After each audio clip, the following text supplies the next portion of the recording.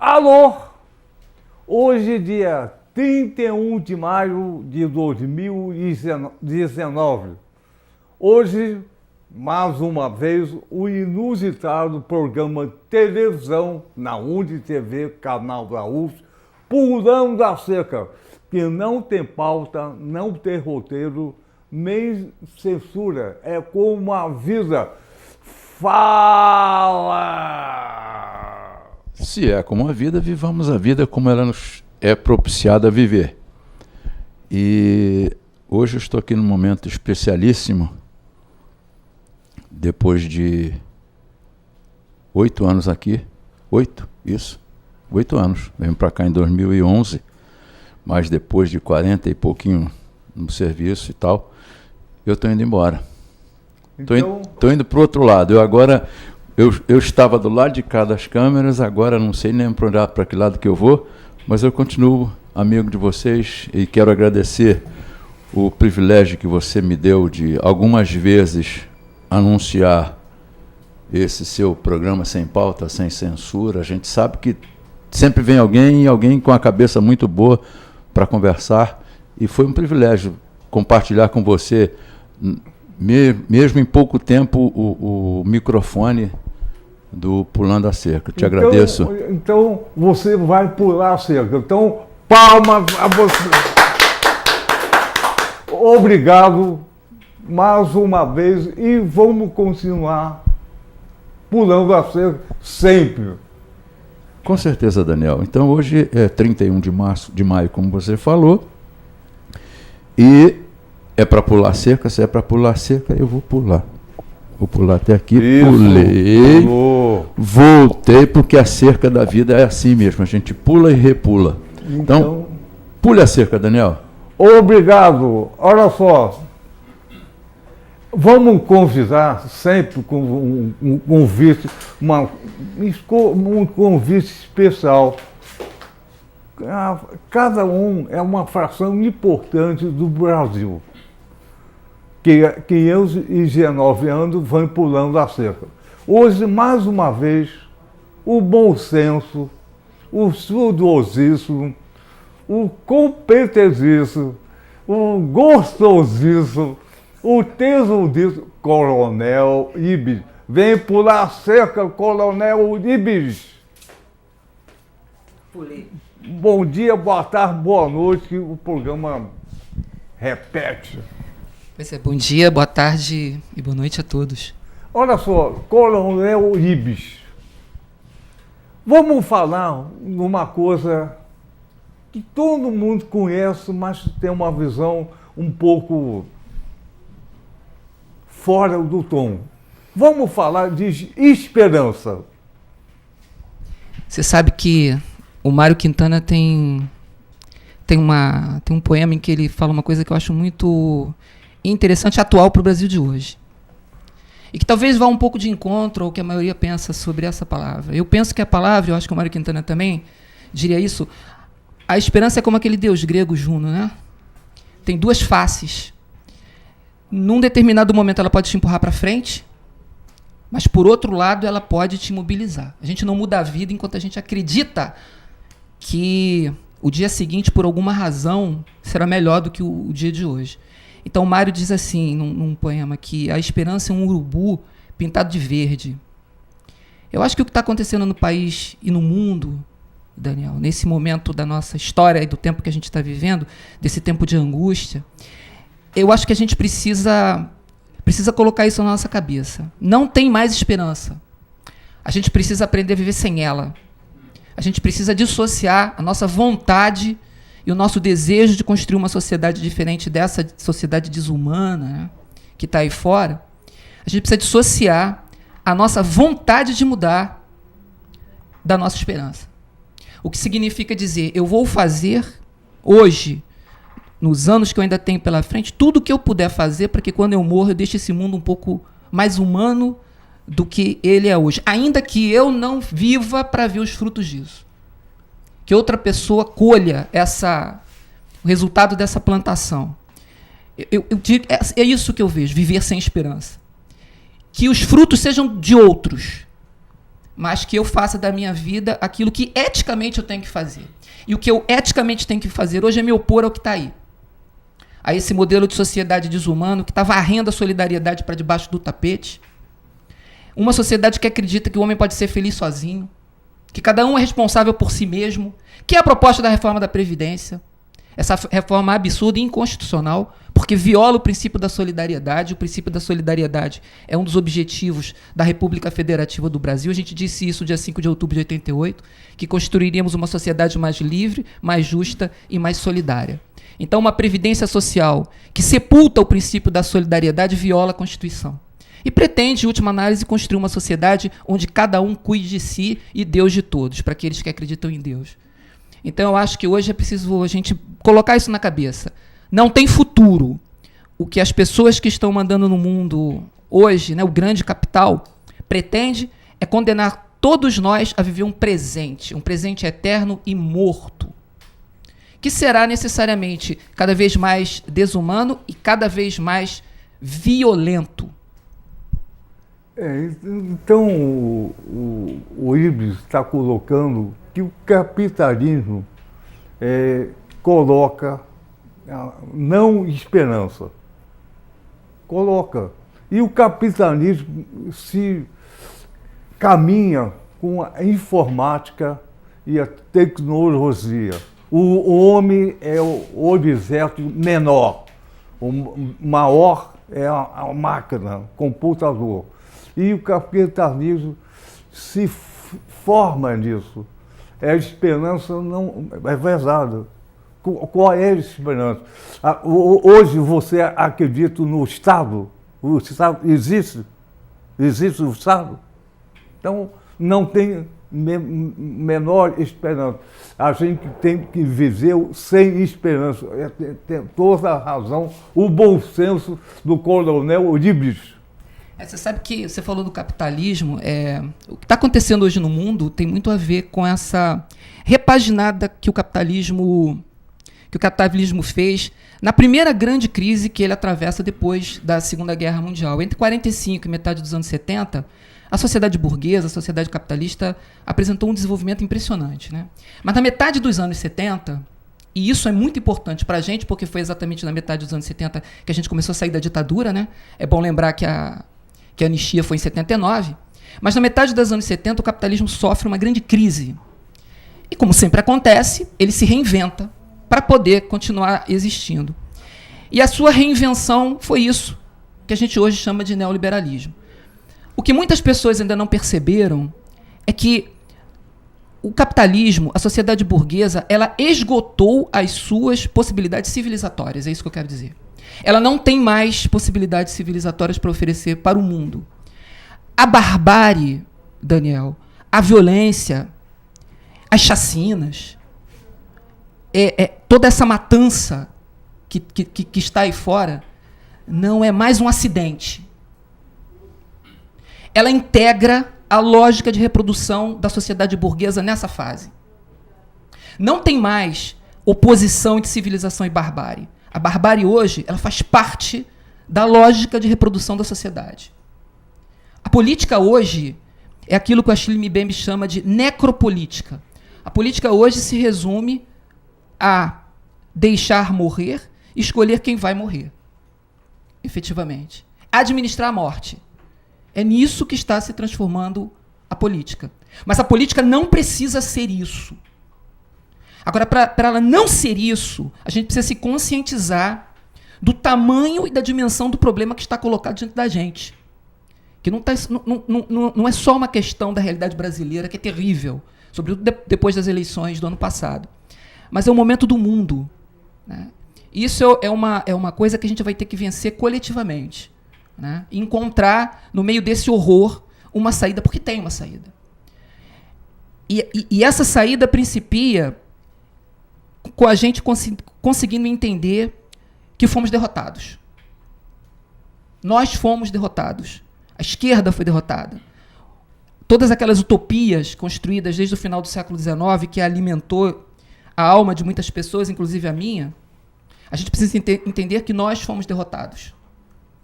E esse me parece que é o primeiro passo para a gente começar a encontrar uma linha de fuga e uma saída para o horror do tempo presente. É entender a derrota e a extensão dela, que não foi pequena. Infelizmente, muita gente no campo progressista ainda não se deu conta disso e acredita que a revolução possa ser possível amanhã.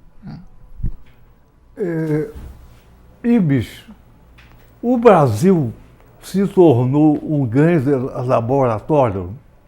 Eu tenho a impressão que sim. A América Latina sempre foi um grande laboratório para o capital. E o nosso país, por causa da sua importância geopolítica, é um país imenso, um país com mais de 8 milhões de quilômetros quadrados, com 200 milhões de pessoas, um país rico. Rico demais. Talvez o mais rico no mundo. Talvez um dos países mais ricos do mundo. Porque tem um tesouro que eu acho que a gente desconsidera, que é o povo brasileiro, que é um povo fantástico.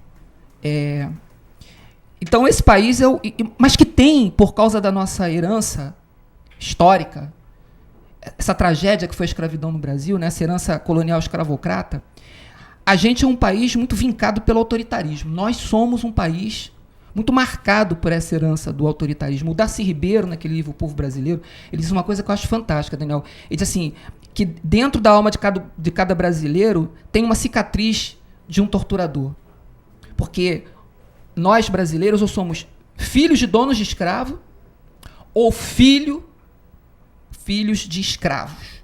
A marca da escravidão, da violência, da dominação do homem sobre o outro homem, que é uma tônica da sociedade capitalista, está presente em cada um de nós. De um modo geral, nós detestamos a igualdade e acreditamos que podemos construir uma sociedade humana sem a igualdade como princípio principal e fundamental. Depois vem a liberdade. Primeiro, a igualdade. Todos os homens são radicalmente iguais a outro. Esse é um princípio básico de respeito e de fundação de qualquer sociedade humana. Mas aqui, para um povo tão marcado pela escravidão, a igualdade é um negócio complicado. A gente não gosta de igualdade, a prova está aí. O resultado das urnas, das eleições do ano passado, tem muito a ver com isso. Todas as vezes que no Brasil a gente começou a avançar um pouquinho para nos tornarmos uma sociedade mais igual, vem alguma coisa e interrompe o processo. Foi a mesma coisa em 64 também. Não é por acaso isso. Então, assim, me parece que num país que já tem essa marca da escravidão e que a República com mais de 100 anos não conseguiu superar, esse país é o laboratório perfeito para ser um grande campo de ensaio para o capitalismo neoliberal. Porque a questão hoje é como acumular o máximo de capital sem nenhum compromisso com a humanidade, fazendo com que cada um acredite que a vida de cada ser humano é um problema único e exclusivo dele. Isto é uma mentira. A vida de cada ser humano está intimamente ligada a de outro ser humano. E todas as vezes que uma sociedade funda a sua maneira de se reproduzir, desconsiderando essa verdade que é cristã, inclusive, né? A tendência é o naufrágio, é o fracasso, é a ruína. Então eu acho que hoje, me parece que tudo isso que está acontecendo aqui nesse país tem muito a ver com isso. Nós nos tornamos um grande laboratório para o neoliberalismo. Como ganhar dinheiro cada vez mais, desprezando quem está fora. Porque esse é o problema. Aquela coisa que o Marx falava, de exército de reserva, não tem mais, Daniel. Não tem mais exército de reserva. Quem está fora dessa ordem neoliberal está condenado a permanecer fora. O terrível disso é isso. E o que se faz com quem está fora? O que se faz? Se mata. Ou se deixa morrer. Isso é necropolítica. O terrível dessa nova fase do capitalismo é isso. Não tem lugar para todos. E talvez pela primeira vez na história, pelo menos a partir da modernidade, quando a gente começou a inventar os estados nacionais, essa coisa toda, com esse discursinho de que o Estado existe para administrar o bem comum, né? E toda essa crença aí que o iluminismo nos legou, talvez pela primeira vez desde o século XVI, é cada um por si. Então, a pessoa que acreditar que é possível reduzir violência e barbárie com esse tipo de mentalidade, ela está absolutamente mergulhada no devaneio da esperança. Ela ainda não entendeu a gravidade do momento atual. Então, voltando à questão da esperança, então tem uma contraposição entre o grande laboratório capitalista e a esperança que o Brasil secularmente está vivendo. E cada vez a contrapõe entre o capitalismo e a esperança. Eu acho que você tem razão. A esquerda viveu de esperança. O homem, né, que sabe as coisas, e ativar, assim vai, esperança. E você está falando que não tem esperança. Não tem. E tem o quê? Tem um presente morto.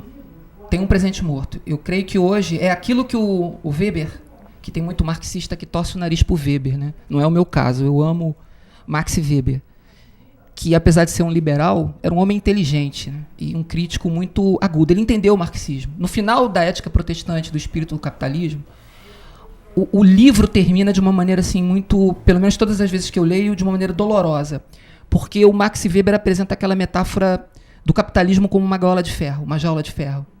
Ele diz assim, olha, se a gente continuar chamando esse negócio que está aí fora de capitalismo, porque o Weber acreditava numa face bondosa e boa do capitalismo, né?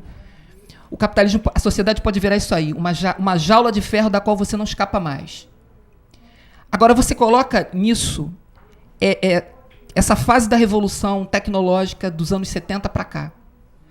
E aí pega o gancho do iluminismo, aquela coisa das luzes, da crença no progresso. A visão que eu tenho da sociedade que está se desenhando aí é um pouco atravessada disso tudo. É muita luz, no sentido iluminista do termo, ou seja, nós seremos cada vez mais capazes de construir máquinas fantásticas, e cada vez mais frio, mais gelado, mais desumano. Esse é o cenário que eu vejo para o mundo hoje e doravante. Muita luz e muito frio. O humano, Daniel, está condenado a desaparecer. Humano, aquilo que nos identifica como criaturas capazes de estremecimento diante do sofrimento do outro. Porque é por isso que a gente constrói o estado de bem-estar social. Né?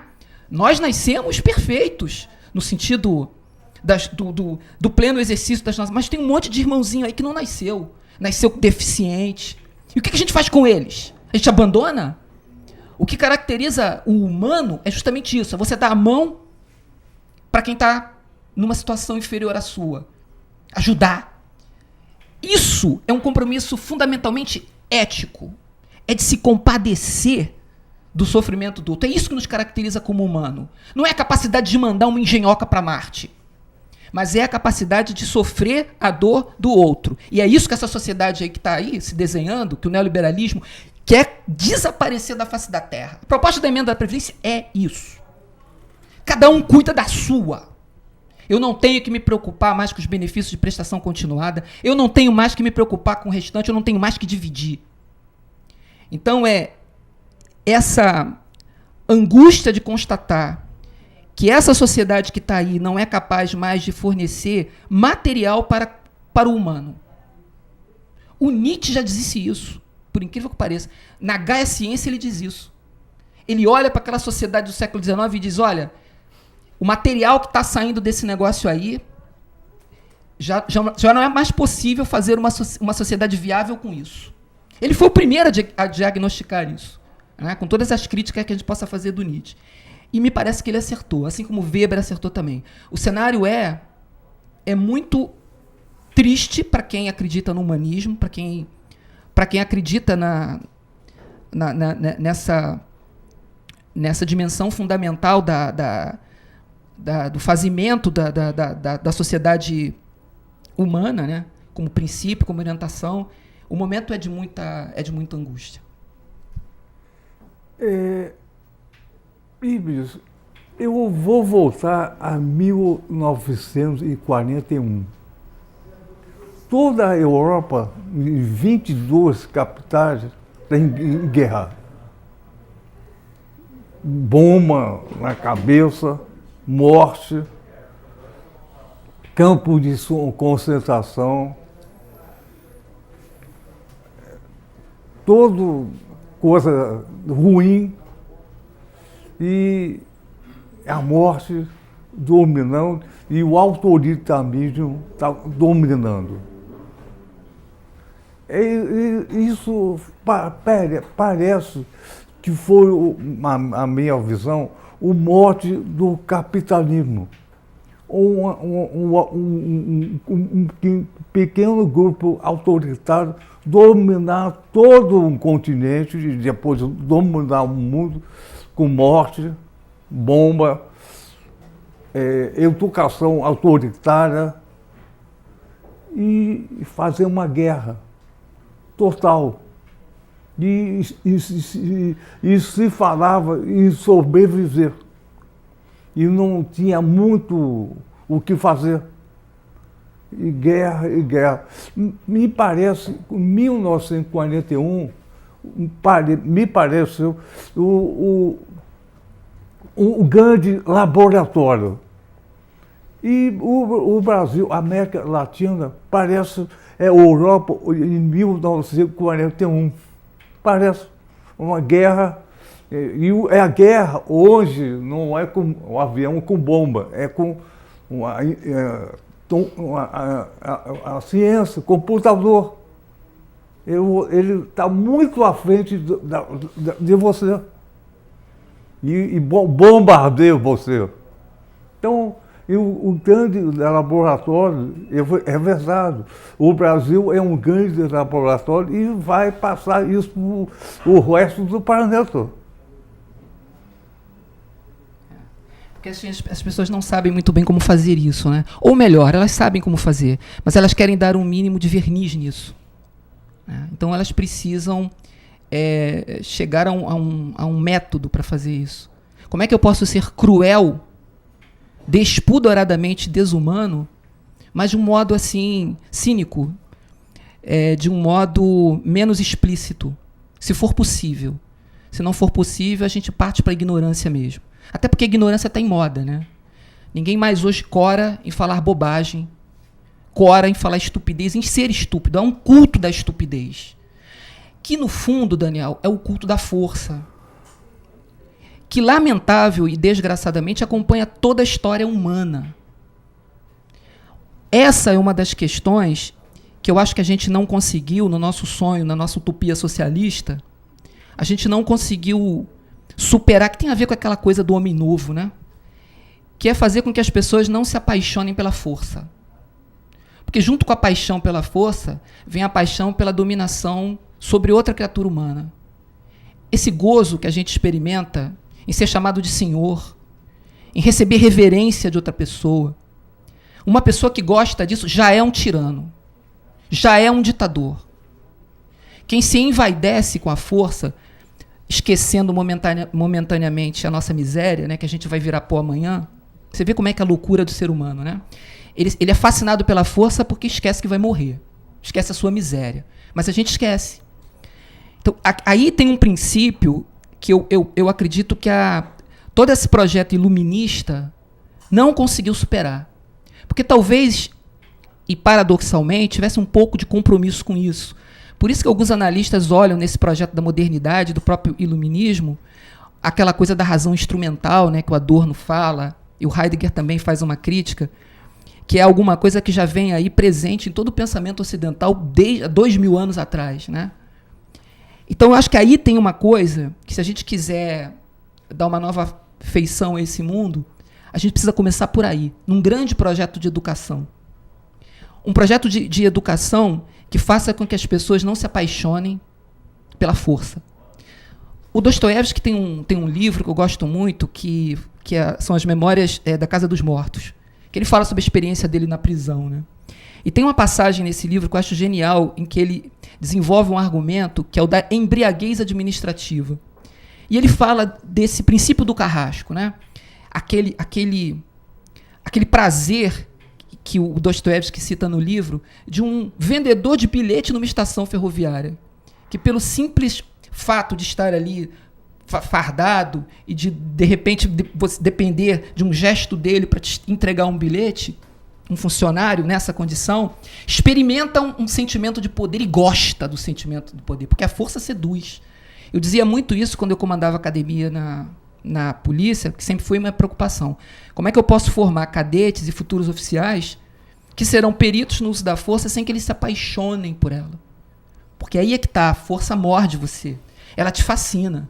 Você vai subindo na carreira, vai começando a ser chamado de major, tenente-coronel, coronel. Aí você chega no batalhão, o sujeito toca aquele pistão, né, para a corneta, para avisar todo mundo que você chegou. A escola para, fica todo mundo em sentido, prestando continência para você.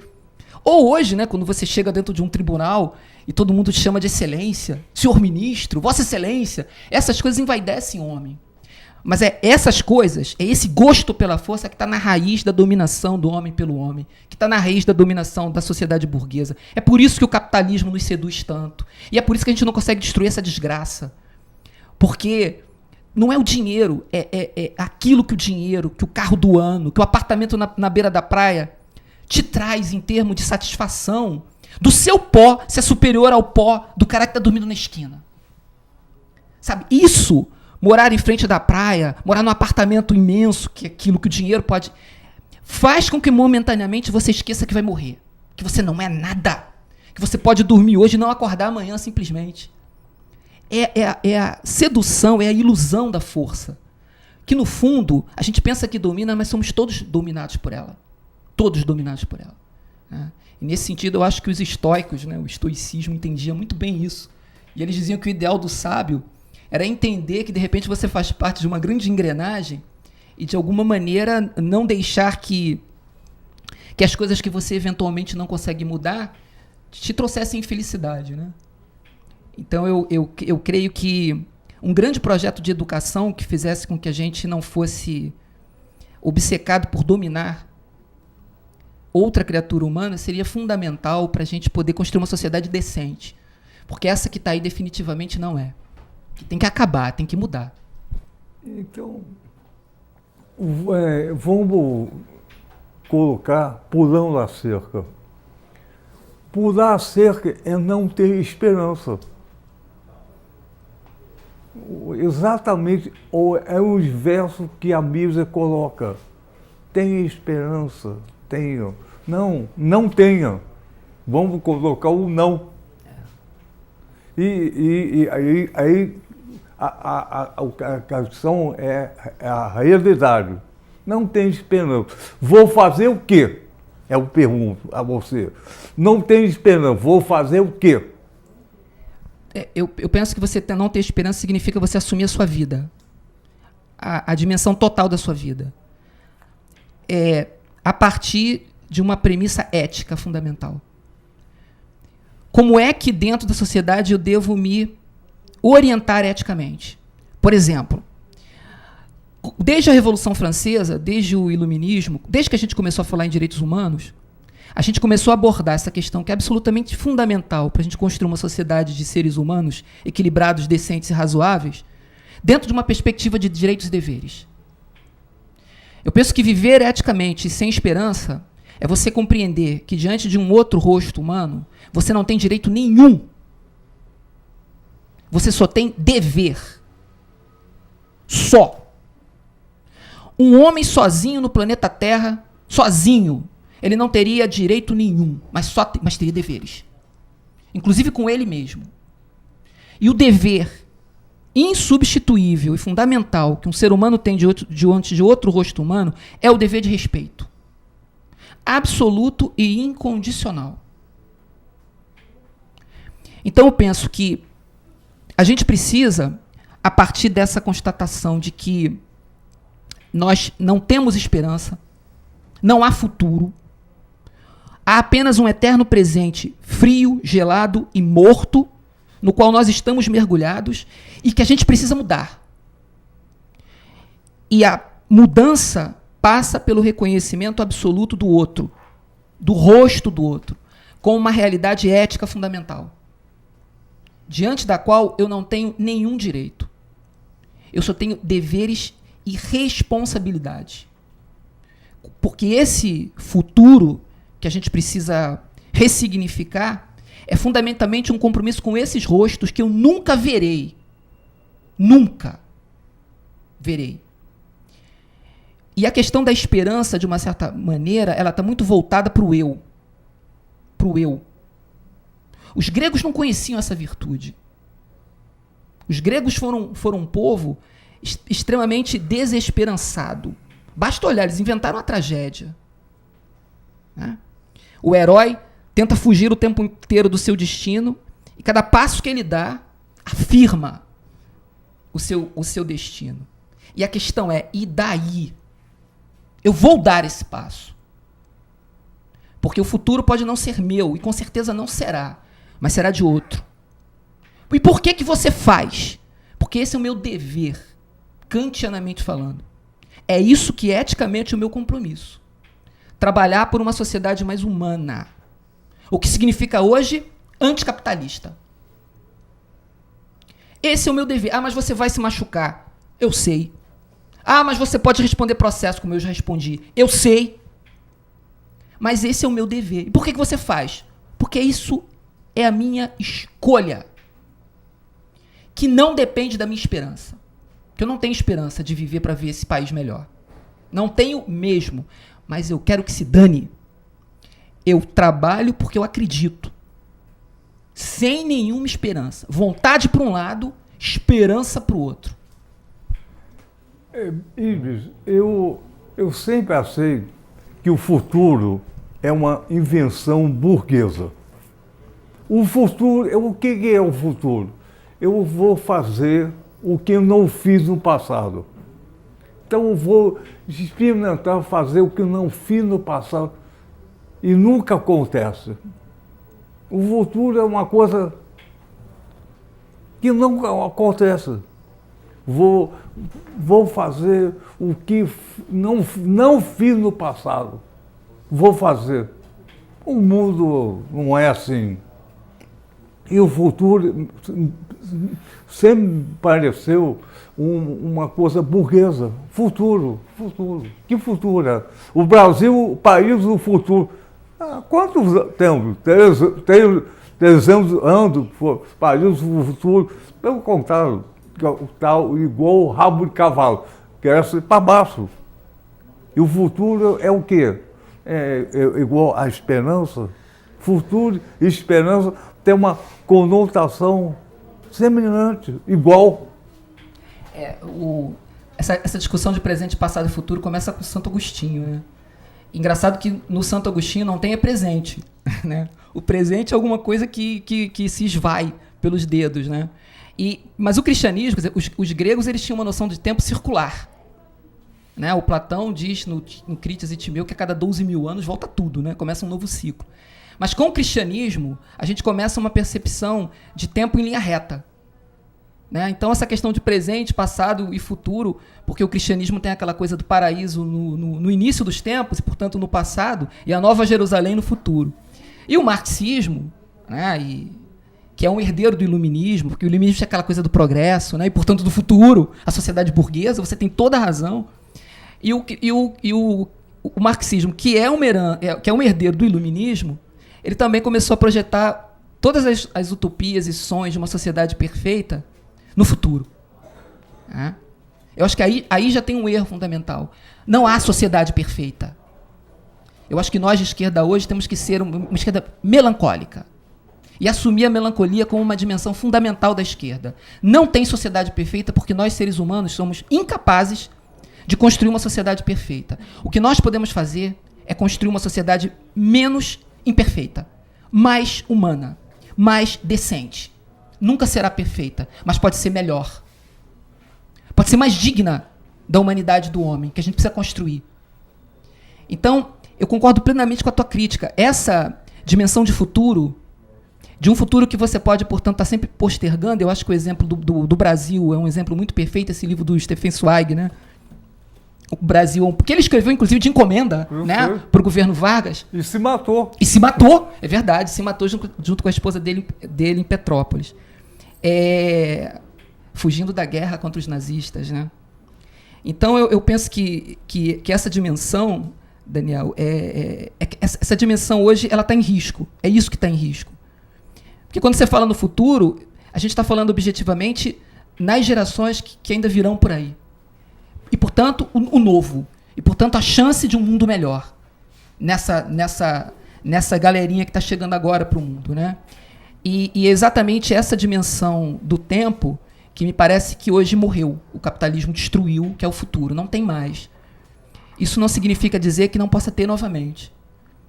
E eu acho que hoje, insistindo, né, nesse argumento, eu acho que hoje passa necessariamente por aprender a viver sem esperança e contra toda a esperança.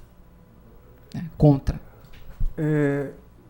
Vou voltar a 1941. Com o nazismo implementou, através da IBM, a máquina. Senão não seria capaz de toda essa organização. Implementou a alienação do Henry Ford, que era nazista convicto. Aquela alienação fabricada em série. Até o SAP colocou no cinema. E foi. E eu acho que foi uma grande sacação do capitalismo. Perdeu a guerra, mas não perdeu a esperança, o capitalismo. E eles agora estão aí de novo, né? Numa nova roupagem. Mas o que essa extrema-direita... Esses caras são fascistas mesmo. Exatamente. Né? Com uma roupagem diferente, mas é isso que eles são. De uma certa maneira, o fascismo não foi derrotado. Nunca foi. Nunca foi. E você lembrou bem essa relação entre a IBM e o Holocausto, e o massacre dos judeus, é alguma coisa que a gente ainda precisa esclarecer e mergulhar mais. Né? Não, os judeus de toda a Europa toda a Europa. Guerra. Por causa dos instrumentos de computação, dos instrumentos os mecanismos de controle sobre a matança. Porque o campo é isso. E por isso é o terrível desse projeto da modernidade. Que essa modernidade que começa acreditando que, através da razão, do pensamento, do desenvolvimento da ciência, nós poderíamos construir o paraíso na Terra, resultou em Auschwitz, Treblinka. Treblinka, um dos campos, né, que pertencia ao complexo dos campos da morte no leste europeu, tinha esteira rolante. Esteira rolante. Ou seja, eles conceberam o campo como uma grande indústria. Que, ao invés de fabricar carros, fabricava corpos. Olha que ponto a mentalidade de produção, de engenharia de produção pode chegar, sem nenhum compromisso com o humano. Ou seja, é a razão humana divorciada de qualquer sensibilidade, de qualquer compromisso com o humano. E terminou com a bomba atômica. E com esse mundo que está aí. Por isso que o Adorno, e eu gosto muito dessa perspectiva adorniana, ele diz que não é mais possível fazer poesia depois de Auschwitz. Por causa disso, o mundo que saiu depois de Auschwitz é um mundo que será cada vez mais avançado tecnologicamente e cada vez mais desumano. A luta hoje, Daniel, não é entre esquerda e direita. A luta hoje é pela humanidade do homem. E essa é uma luta que até mesmo quem pensa que está na direita precisa ter noção para sair desse campo, porque está no campo errado. A luta hoje é para salvar a humanidade do homem. Contra essa sociedade fria, contra essa sociedade absolutamente divorciada da compaixão e da solidariedade. Então é muito mais profunda e muito mais grave do que apenas uma luta entre liberais e não liberais, entre progressistas e essa gente da direita. Não. O que está em jogo é a nossa humanidade e o sentido disso. Né? Então, vamos conversar. Parece que o planeta está revivendo ou vivendo um nazismo total. A concepção é essa: reduzir a população no mundo, mata, acabou, mata, não tem problema. E reduz a população do mundo para ficar semelhante a todo a elite que faz essa coisa. Então eu vou para terminar o programa e vamos falar de novo a esperança. Repetiu o Quintana? Porque a mídia coloca sempre a esperança, futuro de esperança. E assim, no Pulando a Cerca, não esperança. Não há esperança, não há. Não há. Isso não significa que a gente vai ficar deitado na cama chorando.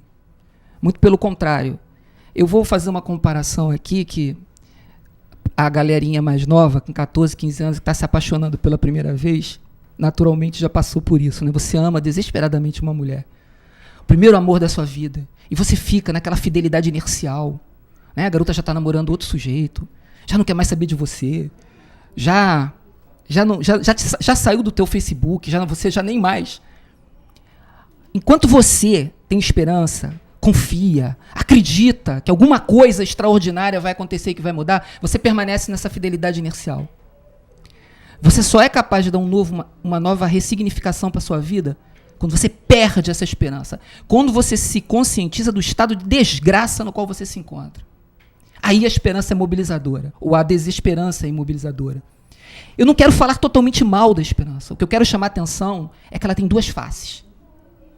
Se por um lado ela te alimenta em determinados momentos, no outro ela te imobiliza, te incapacita, te devasta. E um sinal e um sintoma de sabedoria, Daniel, é você conseguir compreender em que momento ela está alimentando a tua alma e em que momento ela está sendo usada para te matar. E hoje, eu não tenho dúvida alguma que a esperança é instrumentalizada para anestesiar, sobretudo os pobres. E a religião, essa religião que está aí, que se diz cristã, o que é uma vergonha, ela tem assistido a isso e tem utilizado isso. Muitas pessoas que dizem que leem a Bíblia e dizem que seguem a Jesus Cristo, eu acho que usam uma Bíblia aí diferente, de uma edição que não é a mesma que a minha. E eu fico muito à vontade porque eu sou cristão. Eu venho dessa tradição. Mas eu venho de uma igreja que tem compromisso com o pobre. Foi isso que eu aprendi nos anos 70 com a teologia da libertação, com a opção preferencial pelos pobres. E é essa que tem sido a minha grande orientação de fé religiosa ao longo da vida. E é muito triste ver como o lugar que deveria, ou os lugares que deveriam alimentar as almas das pessoas, instrumentalizam a esperança. E, portanto, a miséria humana. E a dominação, perpetuando a dominação. É muito triste isso. O Karl Marx sempre falou que a religião é o ópio do povo. Mas o Karl Marx, ele dividia. A religião é um conforto. Por outro lado, é uma tremenda omissão. Então, isso dá o ópio do povo. O conforto e a omissão. Você sabe que essa frase, que muita gente não sabe de onde ele tirou da introdução à crítica à filosofia do direito do Hegel, né? E a frase é muito bonita. Ele diz que a religião é o suspiro da criatura oprimida. O suspiro da criatura oprimida. É o coração de um mundo sem coração e é o espírito das coisas sem espírito. É o ópio do povo. Ele não usa o ópio no sentido... É o ópio no sentido daquilo que alivia o sofrimento. E esses canalhas aí, que são antimarxistas, né? E que não leiam, nunca leiam nem nada de Marx, que gostam de usar Marx contra a religião, diz que, tá vendo, ele era ateu, materialista, dizia que a religião é o ópio do povo. Não fala a frase toda. Não fala a frase toda. A crítica que o Marx faz é justamente desses falsos religiosos, desse bando de gente aí que está enriquecendo e fazendo carreira na política, né? E utilizando a fé cristã, que é libertária, essencialmente libertária, para fazer o seu oposto. Utilizar a religião para dominar o ser humano e transformar todos nós em escravos do grande capital. Então, o Ibis, Coronel Uribes, com o seu bom senso, vou agradecer a tua participação aqui outra vez. Vou convidar você mais uma vez e dar palma para você pelo depoimento não esperança, não futuro e tem que pular a cerca. Pular a cerca e revolução. Isso. Valeu!